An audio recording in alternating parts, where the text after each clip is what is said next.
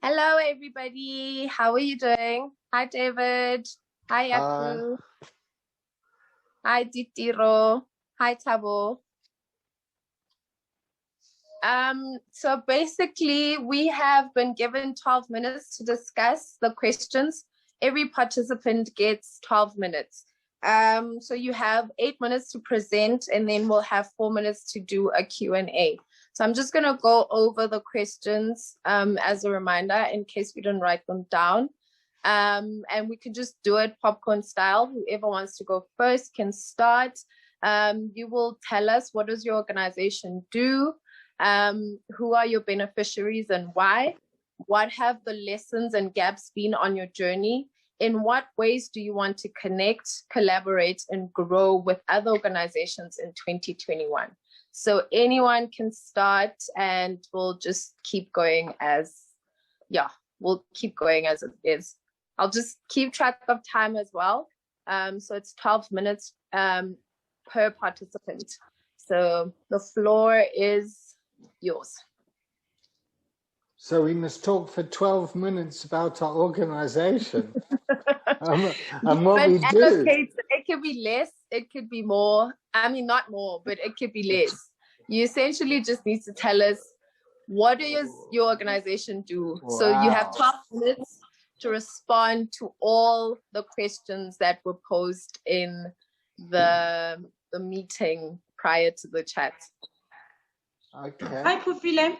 Sorry, guys, to disturb. Can I just ask something? Because on my screen, I'm seeing remaining time 17 minutes. So I'm not sure the remaining time and the 12 minutes and how is that going to work, because it says remaining 17 minutes. And also 12 minutes, it's a long time to present about our company too. So I just really want clarity because it's really long. And if this meeting is 2 hours, we cannot be presenting each 12 minutes about our company. It's just going to take that 12 hours. No, that 2 hours. So yeah.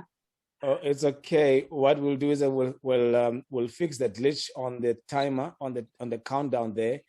And the 12 minutes is, we are being generous, okay? Because some people are long-winded, some are short-winded. Is there such a thing? So you can talk as long as you want, you can talk as short as you want. Really, it's not, and then we can continue asking each other questions and so on, just to get a better understanding of how you're doing this and so on. So if there are questions from the five of you, or even from us, we can pose those questions. And that's why we've been generous with the time. Okay. I'm happy to start. Okay, you can go first, Yaku. Okay, so I'm from the Character Company. The Character Company is a long-term mentorship program for young boys growing up with absent fathers. We are turning 8 this year. Started with, I think essentially started because I grew up with an absent father, understood the challenges around that, especially what it brings to a boy's life, and just the complexities, what you go through. I think the statistics prove that the impact of a dad is highest between the ages of 5 and 10 in the life of a boy, because that's where identity is formed, that's where characters develop, and our society has just gone to a place where we expect moms to do that on their own, and we sit back and then we judge them for not doing it well enough. And so just looking at that, I've been in the NGO space for 22 years now, and the family, obviously the family, the structure of families in our society is under attack all the time. And when I started looking at what are the reasons why I'm struggling in my life, what are the complexities that I'm dealing with, where it comes from, I slowly got to be able to pull that away, or pull lines directly into the fact that my dad was absent in my life. There's different forms of absent, and at the Character Company we deal with 3 of the 4. So either your father passed away, you don't know who your dad is, or you only see your dad every couple of months, and the 4th one, which is probably the hardest, is dad's at home but he's absent. So typically a boy never understands that the problem doesn't lie with him. The question in a boy's heart and in his mind is just, what's wrong with me? Why does my dad not want to spend time with me? What have I done wrong? And that stuff. So if your dad is at home, for me, I got reminded twice a day that I wasn't good enough, I wasn't worth spending time with. And that's very, very hard. and it ultimately builds into the low self-esteem. It builds into the anger and the frustration. There are no, there are no positive. There's not enough positive male role models around to actually guide our young people to understand that those are emotions that they can't help to have, but they have different ways to deal with those emotions. And so we figured that we need to start with something that is going to deal with the root cause, and the root cause is the behavior of men in our society. And if I can change that, then it means I can change the way that our society is operating. And so we start looking at that. We realize that we have to start at a young age. So boys are taken into our program between the ages of 5 and 10. Once you're in our program, you stay because it's a long-term solution for a long-term problem. I mean, we didn't create this overnight. And it's intensive. So we've got mentors, what we call fat guys, faithful, available, and teachable. And they are vetted and screened and trained. And every one of them are responsible for a group of up to 5 boys. The groups are kept small because this is based on relationship. It's not, I mean, the numbers are staggering. I mean, 67% of kids are growing up in single parent homes. 4 out of 5 boys do not have a positive male role model. I mean, there are millions of kids in our country that needs help.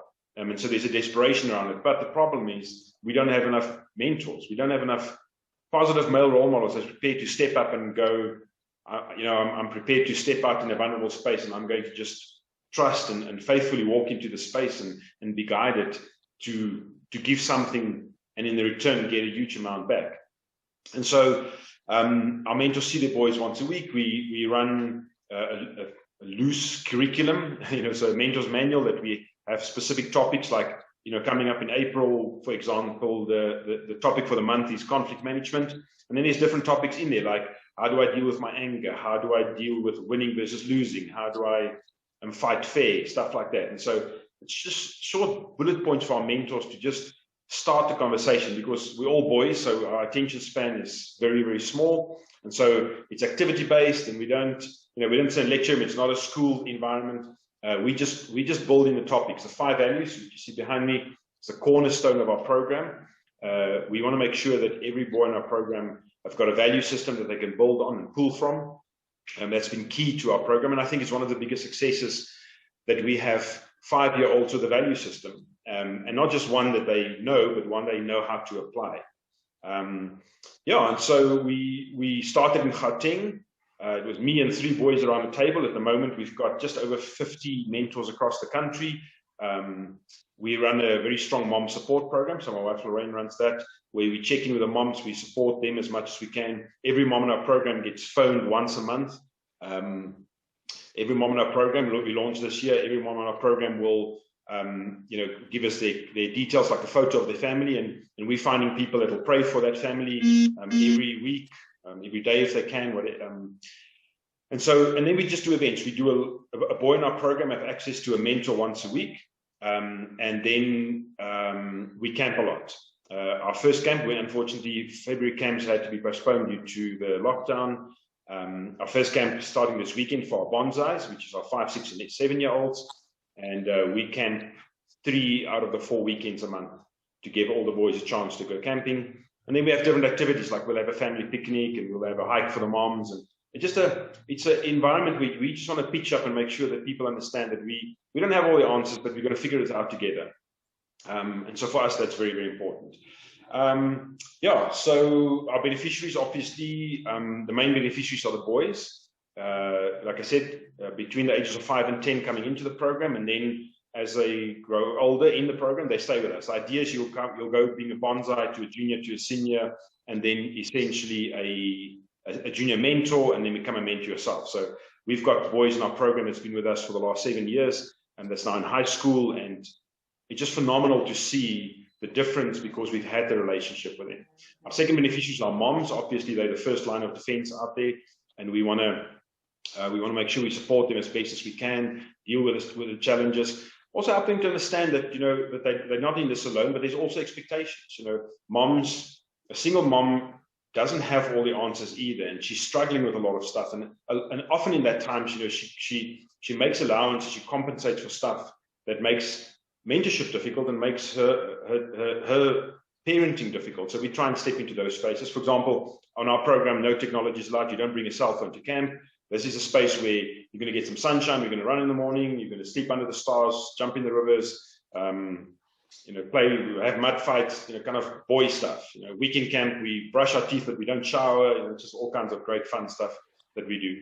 And then I think another beneficiary, is society in general. We want to raise a generation of boys that will understand that based on their value system, which is more important than any individual culture, if my value system becomes the guiding factor, if I'm kind and I'm honest and I practice self-discipline and I have courage and respect people around me, then I can make this world a better place. I can make society a better place. I think the lessons we've learned is just, but based on the fact that we, the world has gone crazy. I mean, everything is just, we are all too busy. We're not focusing on what's important. Our young boys are important. And the impact on girls is probably even worse, but our program doesn't allow for, because of the intensity of it. We understand that we need to speak into the lives of the boys in very specific ways, very directly. We need to engage with them, ongoing relationships. Relationships are always more important than the program. We, continuously coming up with innovative ways. So last year we launched what we call Mentor on Demand. So it's an online subscription mentorship program for boys older than 12. And I think one of the lessons we've learned is that just as an organization, you have to keep on growing in what you're doing. And I think what we want to get from something like this is, NGOs are so isolated. We don't work together. It's either this is my little kingdom and don't touch it, or I'm so busy with this and struggling through that I don't get to look up and see that there's guys around me that are actually doing stuff that can support what I'm doing. So I can't, we don't run an education center, we don't run a preschool, or we don't run a feeding scheme. But we run a mentorship program, and we've learned great lessons over 8 years, and we're doing it well. We're doing it intensively. So an organization that runs skills development needs to understand that you can't just do skills if you don't build character. And so rather than trying to reinvent that wheel, get an organization and partner with an organization that can do that. And then we all do better. This thing about, I don't want you close by because you can steal my donors.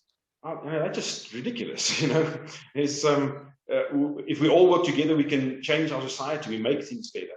And then learn from it. So, like, for example, you mentioned earlier, you've got like monitoring and evaluation. I mean, we run a monitoring and evaluation program. It's a very simple, basic program. We measure our boys on 5 things, every interaction. But we simple people, and we don't know how to apply those things and pull graphs and stuff. And we're not a big NGO that can afford a M&E specialist and stuff like that. So those kind of discussions and partnerships is great. We camp a lot. We know how to do that well. If you work with boys and you want to get them out, well, then you should let them camp with us. And and I think that kind of collaboration, where we are not trying to hold onto our own stuff the whole time, but kind of just go, I'm not in this to build something. My legacy shouldn't be me. My legacy should be an organization that's sustainable, even if I'm not around. And that can only happen if I start, being vulnerable in what I do. And I'm going to stop there because I've got no problem talking for 12 minutes or 12 hours. So I'm going to be disciplined right there. So. Thank you, Yaku. Thank you for sharing. I don't know if we want to be asking questions right after the presentation or maybe wait until the end. I'm not sure if there are any questions right now you might want to ask the character company. Please just raise your hand and we'll note that.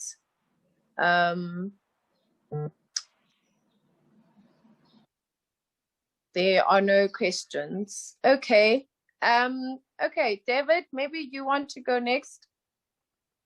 Yeah, I'd love to go next. Thank you very much for inviting me. I'm the National Director for the Mankind Project South Africa.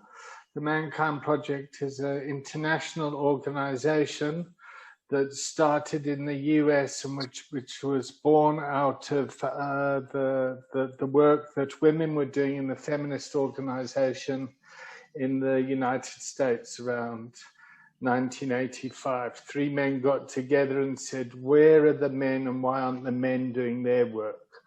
And out of that, this organization has become an international organization where we take men off on a weekend and provide a form of initiation, an intense men's training, where we take men on a hero's journey, to use kind of Jungian terms, and after the intense weekend, the men are put into support groups where men support men that are facilitated by other men that can then go off and find out what a mission of service is for them. And from that support group, it then creates an I group, an integration group, which is a circle of adult men supporting men around what men's issues are. So for me personally, I've got 3 ex-wives. I've got my own kind of challenges, running a business. I've got my own financial kind of challenges, and there's a lot of stuff that I carry, and I was taught to keep that stuff to myself, not to share it. And if I go home and share it with my family, not my financial problems, not only do I have a work problem, but then I have a family problem, because my wife or my family would then take on the anxiety, which would leave me in a very lonely place as a man. And I personally wasn't taught how to speak about that stuff with other men. Yeah, so we try and break down those kind of try and create a safe space for men to talk about men's issues and to do their emotional work. Yeah, and to help to become more congruent in what it means to be a man, to be a mature man that lives a life of kind of servant leadership, whatever that means for that individual man. So essentially, we're a men's organization that trains men, that supports adult men so that they can become better fathers, husbands, partners, ex-husbands, whatever it is that works for them, and provide a network and support for those men. Most organizations, leadership in organization is run by men, and to transition and to bring diversity and to change the way things work is a challenge. So we're very supportive of transformation. We're very supportive of changing leadership, supporting leadership, and the type of men, I guess, that we want to attract to our organization as men that want to be better men in their lives, better men and better fathers. So when Jaco was talking about the boys be with the absent fathers, we're the guys that are trying to bring those men back to the present so they can be present and learn how to talk in a way that works for them. I'm the national director because I was the only person that put my hand up for the position when it was made available, being a volunteer organization. So I was asked to kind of put my hand up. In the US, there's the organization's a lot bigger. In the UK, Europe, Australia, New Zealand, in a lot more of the first world countries, there's a lot more resources available. Yeah, there is a lot of work that grown men need to do that isn't being done. Yep, and that shows up in our society in all areas. Yeah. So yeah, I don't want to take up too much time. But what we would love is a steady stream of men that are wanting to do personal work, so to do their own inner work, so they can be better men and fathers, role models, leaders, whatever position they take up. Yeah. Whether they're heterosexual, homosexual, black, white, diverse, religious, faith-based, non-faith-based, non-denominational, we don't really care around that. We just want to support men. Is that enough? That is enough. But I also just wanted to find out if, in your journey, now you're saying that you are the managing director, what are the lessons and what have you seen as the gaps along the journey? Well, one of the challenges is being a volunteer-based organization, and to run an organization, it's very difficult when to get volunteers to hold them accountable, because if you hold someone accountable to shoddy work, they say, oh, well, I'm just a volunteer anyway. So that makes it difficult to grow the organization. When you start to pay people for those positions and get funding, then you tend to funders tend to fight amongst themselves for funding. Yeah, like I also run a clinic, and my passion is substance abuse and addiction, so that's my mission of service on the side. Yeah, and so I run my own Section 18A, which has its own challenges there. So those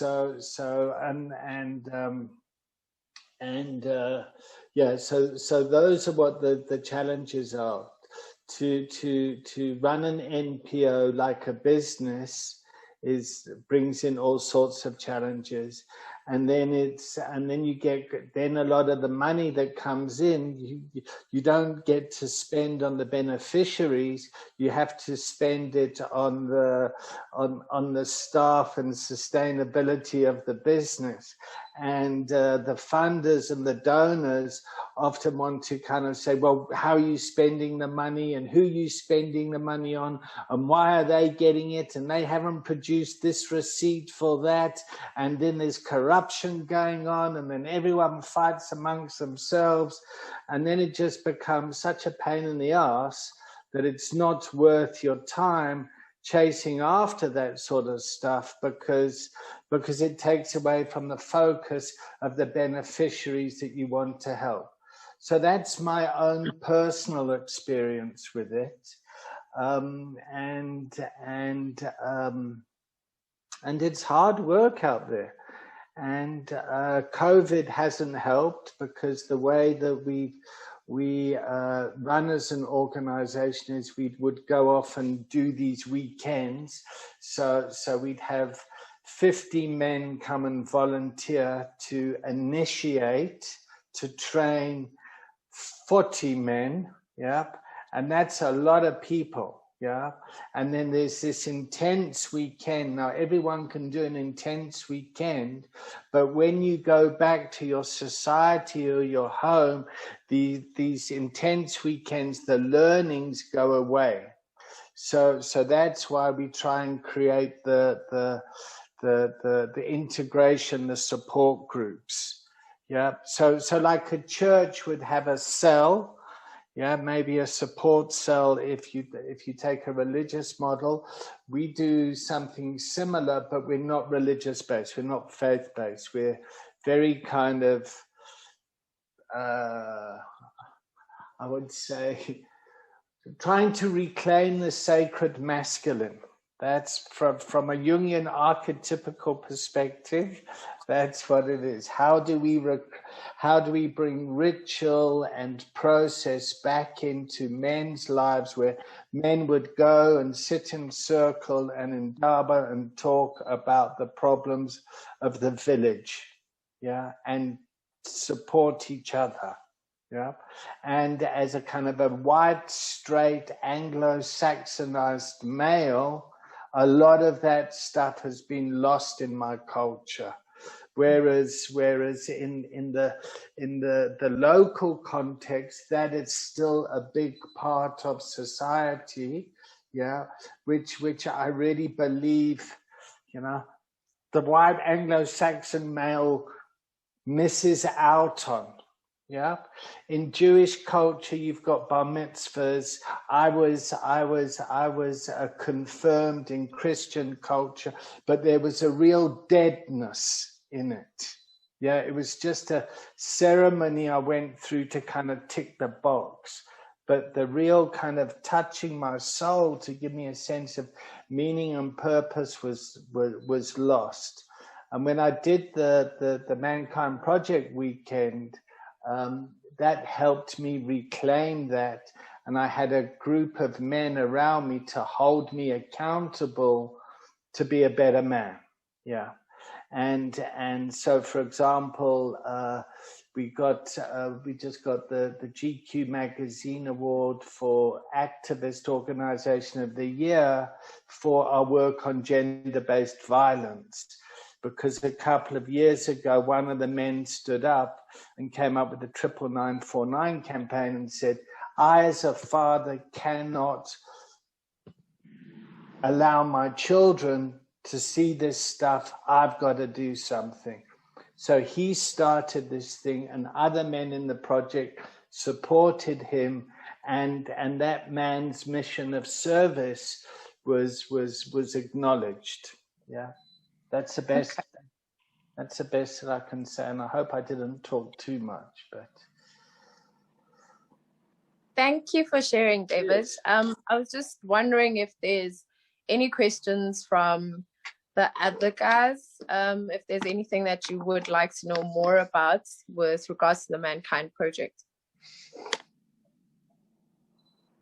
Questions? One at a time, please. I'm feeling very overwhelmed. Okay, I don't think there are any questions, so maybe we'll move on to Thabo.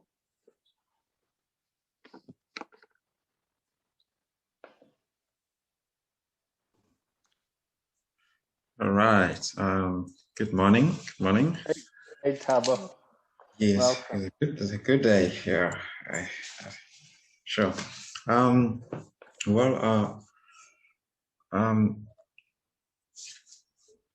Our organization, I always have to try and find an angle on how do I talk about what we're doing, because it's just happening organically, and sometimes it's hard to get hold of it, and all that. But the best thing is always to go on the website, daddypleasecomehome.org. But I will just say that. So, the organization, it's since 2018 December. I'm just a business guy who was just in corporate, who was just busy with his own things, travels and in and out and all that. And when in 2018, I think there was such a strong sense of saying, look, you need to invest more time at home, and mostly you need to actually start reaching out to the other dads, because I was exposed to the Marikana, conversations in terms of how the dads lost their lives there in Marikana during the shooting, and I was exposed more to the victims, the trauma they went through, and the children, that all of a sudden didn't have the fathers. So I think that experience in Rustenburg in 2018 really shook me to a point that I had to write a book, Daddy Please Come Home, as some sort of a cry, that the children were either verbalizing or they were not verbalizing, because probably they couldn't. But it was a deep cry that they had, that Daddy Please Come Home. So the mandate was going to be, I'm going to focus on the daddies. So which means the primary beneficiaries was going to be the fathers, or the dads. That I was not just going to focus on the children or what. I was going to focus on the dads, because then if I focus on the dads, then the dad could be in a better space where they're equipped or they have the tools to be able to be at home. And so that's how the project started. It was not even a project. It started as a book. I wrote a book, Daddy Please Come Home. And the book really went a bit viral, and it created then a need for a project to say, let's start a project, Daddy Please Come Home. It became like an outreach project, which we created also some sort of a track within it, that we were going to reach out on the dads, and we're going to equip them in terms of understanding why did they leave home, why did they leave, and all that. And there were a lot of reasons behind that. Some of the reasons were purely just pure irresponsibility. Some they were pure just systematic in terms of they had to go work in the mine, and in the mine, like in Marikana, the conditions were not proper for a family to even come and visit, to even come and be there. So those were some of the reasons. And even when you're going back home, the pay was so little that you go home, you come back. So they were very varied reason. And there were many others, I think they're also listed by some of the researchers, that cultural, paternity issues and all that, which were very valid. And so this started a conversation, which for 15 months, I spent some time in Mahlabatini. There's a community at Mahlabatini to now kind of really get this on the ground. So I had a privilege to spend time with these 33 men who are not your corporate men, who are just your men in Mahlabatini, who literally you needed to even get to their level, like manje, to come back home, what does it mean? And there were real conversations there where you could see that these men, they don't have the tools. So when I have the tools, is that they're not equipped, mentally, even spiritually, and even financially, to actually be even more present at home, even if they want to. And it opened other aspects, which eventually ensured that we had a track that says we're going to reach out to them, equip, empower them, and then ensure that we look out for opportunities as to where they can work, where they could start businesses, so that they are able to then create a legacy of some sort by ensuring that they're back. So our biggest beneficiaries, it is the men. It is the men in areas where they probably might not be reached. But it's also, we've decided also to look at the men, even right in the cities. We realize that most of the corporate men that we meet with in our meetings and all that, they're not really present at home. And we've discovered that they're also struggling with the same thing that the other men also struggle with, which brings us to the gap. The gap has been, so much has been said about dysfunctional home, dysfunctional this, but yeah, here we are. We want to change. We want to do something. So the gap was the home education, the dad's education, which is, so how do I then, where do I start? What is a functional home? So we then decided to be an organization that will close that gap in terms of what does a functional home look like? So what we did, we pulled together families, just families, and just starting conversation on here's how a functional home look like. It's not a perfect home, but it's a functional home. So in a functional home, you will find this and this and this. So we had these 4 pillars we focus on, which is you'll find a healthy marriage, you'll find effective parenting, you'll find good home education, and there's a sense of building legacy, 3-generational approach. And those became very critical pillars that we use in our conversation, and that open up a lot of other interests to people to say that there is a narrative that says that there are no men, that men don't want to get involved, men don't want to be at home. But we figure out that actually deep down in their heart, men want to be at home, men want to get involved, but they can't say, it's like they can't say that they don't know, what it's like to be a dad. It's, lots of the gentlemen guys have got children, but they were never equipped on what is the responsibility of a dad? How does a dad look like? Because they never had a model. And so we saw a need to say, we need to bring in more models. We need to bring in more real life stories. I need to use my family as a point of reference, not just talk about it, to say, here am I, here's my family, here's my children, we got our challenges here. But so it's an ongoing education. So in a nutshell, it led us to create a solution which we basically call, if you look at our website, we design what we call Daddy's Home Education. So which means that in a home, when the dad is back at home, because that has been the cry, then what happens when the dad is home? And that's when we started then focusing on, okay, here's what the dad does when he's back at home. And here's how you love your wife, honor your wife, lead with integrity. And here's how you parent your children. And there are gaps there. Get some more education there. As one thing I knew that as a man was that if there are challenges in society or there are issues, as a man, I can't just sit there and say, well, somebody will sort it out. Go find a book, read something, go search it. It's just something that was drilled on us, that we're saying that, look, man, even in times of crisis, we're still called to take responsibility. So one of the first responsibility will be go learn from the other men. Go find out how they're leading their homes if you feel there are gaps. And this was the education that we felt it was missing. And we then put together, platforms to say, let's focus on it, but as in just simple 4 pillars so that it's not overwhelming. And let's utilize simple meetings during our soccer.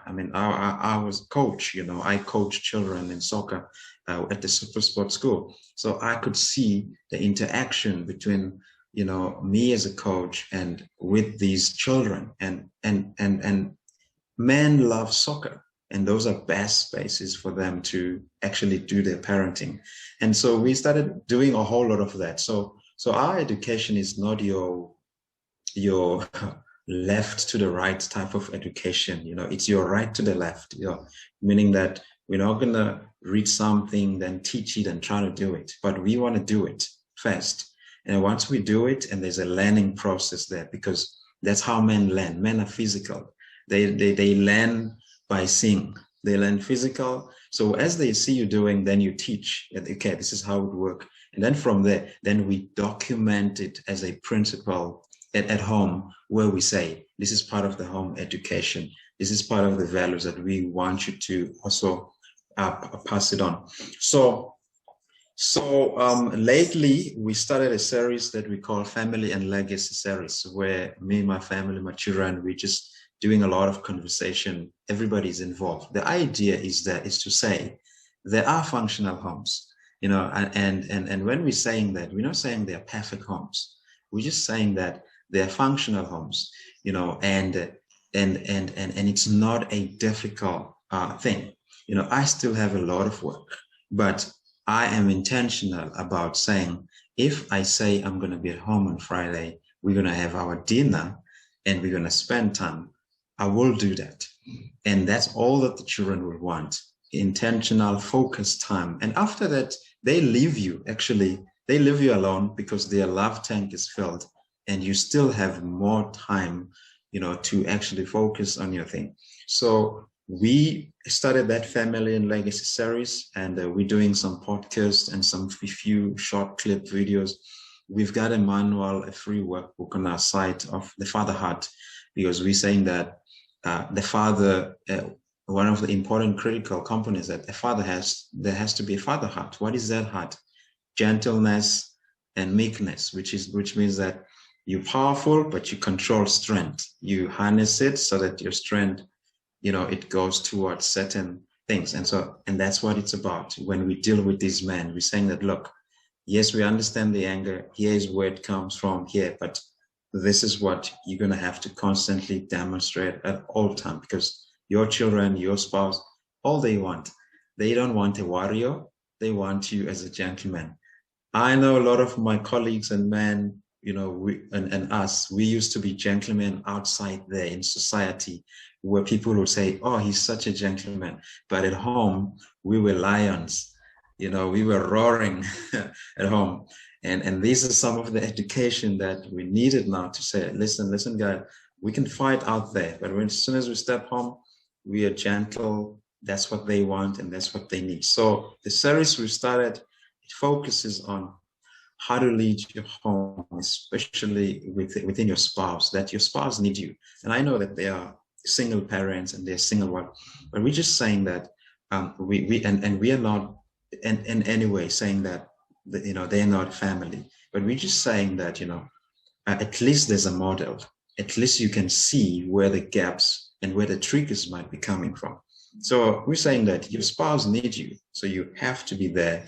You have to support her, and you've got to be there 100% presently, emotionally, not just physically, emotionally, and which is what men don't want to do. They don't want to give access to others in terms of emotionally. So we're confronting that, we're challenging that it's nothing wrong with being vulnerable as a man. And that's very key to your spouse. Be present also to your children. That's where we focus on effective parenting. I've been doing a series on my boy because he's totally different with my other children. So I've been doing that, and I've been sharing it with other men, and they've been saying, wow, my boy is like that. So it's helping, it's you know, and it helps as we talk about it, that, okay, this is how they learn. And we also focus on home education. All our 3 children are homeschooled, which is a decision I had to take as a dad, to say, look, I'm going to be intentional. I want them to be at home, so that I want to be their first teacher. Me and my wife will be their first teacher. So we've had a system all put all together. There are challenges, but we're seeing the fruits of how you can ensure that the values, you know, are passed on. How you can see the issues of discipline, behavioral issues, the fight between my boy and my girl, where you see the issues of how abuse can start, and how, if you don't deal with that at that age, you know, it can be like something that you think it's permissible. How my girl provokes also my boy. How also you see, if that also is not dealt with, it can continue up until a later. So that gives us a clear-cut, real research to see that, okay, this is what works. But we also focus on the legacy side, on the finance side. I could tell you this, most families crumble because of no financial literacy, no sense of legacy. And this is something that we realize that, especially for men, once they no longer have jobs, they no longer have anything, they choose to leave, you know, because they feel they're going to be a burden. There's an unemployment gap that is just taken place now. And we realize that we have to emphasize the aspect of family business. Take whatever things you gifted in, begin to formulate some sort of family business, have a 3-generational plan, start talking about money, you know, and start really talking about a sense of a generational, because all these things, because most of us, we didn't receive when we were growing up. Excellent. What happened is that these are things that begins to be pressure points. These are things that begins as we grow, that begins to cripple the marriages or cripple how we're parenting, because we never took the time. We were never given the chance to be prepared for that and all that. But we are saying that we can be a new generation that starts and say, look, I'm going to put these pillars. Wisdom builds a house and it puts pillars. So there are pillars. So we're going to have some pillars, and we're going to have this thing happening. We might not see the immediate result as a now, but we are slowly catechizing these children. We are slowly creating an environment that they will know how a functional home looks like, even when they are exposed to different challenges, you know, out there. And discipline, they know what. Let me interject there. So sorry to cut you, Thabo, and I think you know, your organization is doing a lot, and you've brought it into the home. Thank you so much for that. I'm cognizant of the time now. This is the hour. You see where the hour is going. Some groups are done, but we are still going. So we and unless there are questions from the colleagues, to Tabo, we need to move to the Tiro so she can present what her organization is doing. Are there any questions? I do have some questions, but I think I'll reserve those for later. We'll connect via emails and so on. But yeah, it's quite exciting. Any questions to Tabo? I haven't got a question. I just really want to kind of bless you for the work you're doing. I think that's absolutely fantastic. Thank you so much. Sure. Jaco? I just want to ask Tabo, your resources that you use for men, is that available outside your organization, or alternatively, I would love to have a conversation at some point to see how we can connect, because it also helps us to strengthen the work we do with our mentors. Excellent. So I'm Sure. glad let people ask questions. So Tabo, some connections there. Ditiro, are you ready to present, or do you have questions for Tabo? Otherwise, the floor is yours. I'm ready to present. I don't have any questions for Tabo. Actually, I've got a similar questions to Jaco, because we do with mentors. So it's a similar questions to Jaco. So Jaco already covered the question. So I'm good. So I will, let me find my, okay. So I'm Ditiro Madiseng, not Mudiseng. I had somebody introduce me as Mudiseng. Hey, that's me. Sorry. And I'm supposed to have seen that. Yeah, no, it's MA. I'm a project manager for an organization called Mentor a Boy Child. Mentor a Boy Child was founded 4 years ago by a guy named Sidney Mbele and a lady named Mpoma Sondo. And yeah, the purpose of Mentor a Boy Child is to help transform the lives of young men. We're focusing on middle adolescent, which we took 14 to 18 years, to make better life decisions and to become better men in society. We are inspired by the notion of building responsible and healthy masculinity in our society amid the high prevalence of social ills, crime, GBV, dysfunctional families, etc. We believe that a boy child has been neglected over the years. Hence, we find ourselves here as a society. So our structures that Mentor a Boy Child will provide access, guidance, and support using a structured mentorship delivered through workshops. And we do all our workshops through a curriculum, So we've got like one-on-one mentorships and group sessions. And we thought over time we're gonna move through to digital platforms, but then lockdown happened. So we're actually now forced to move to digital platforms due to obviously social distancing and the times that the boys have to go to school. And yeah, we aim to deliver effective and fit for purpose role modeling, life skills development as part of our program in order to break the cycle of generational distractions, So our values, we're working around trying to, mentor a boy child to be responsible, for boys to be able to continuously empower themselves, to be inspired to lead in society, and for them to seek to positively change the world we live in, and just to be ambitious and go out there and grab their dreams.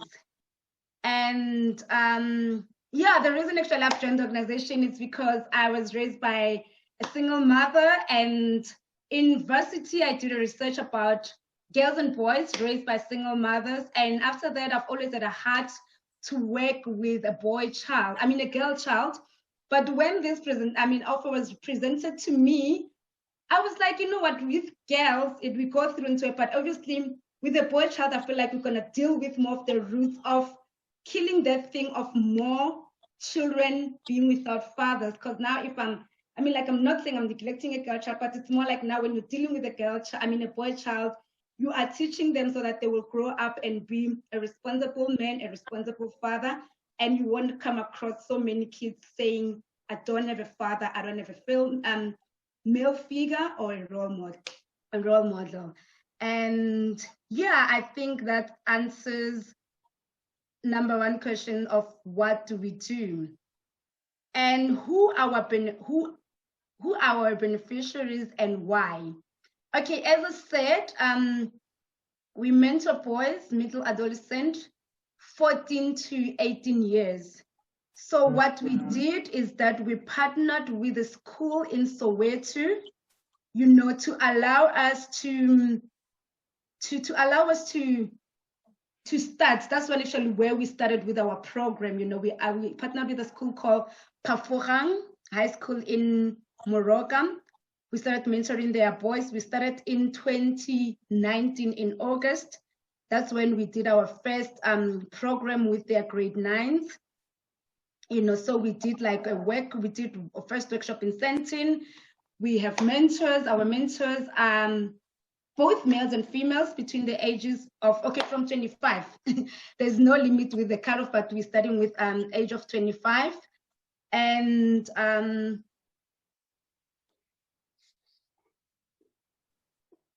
reason we started with that age is because we believe that that's when most kids, they start going off the ramp, you know, they started going astray, because when you reach that teenage wood, it's like that's when you started like, you know, at the puberty stage, you start being influenced by other children. You start like questioning lots of things. Actually, that thing of not having a father, it starts clicking, even though it was there. But when you're a teenager, that's when it starts to like kick in to say, okay, there's no father. You start being rebellious. You start asking lots of questions. You just started, you know, being out there, and, you know, you can be easily influenced. So we said we'll tackle it there, so that when they get to 18 or out of high school, you know, they have that role model. I mean, like with us, it's not even about like a child who doesn't have a father, but it's just mentoring all the boys who are in that circle of middle adolescent. And this age group is the biggest opportunity to break the cycle of dysfunction, and we have the biggest change to change the behavior before negative traits are institutionalized. You know, research says 91% of South Africans' children under the age of 15 have a father who's alive.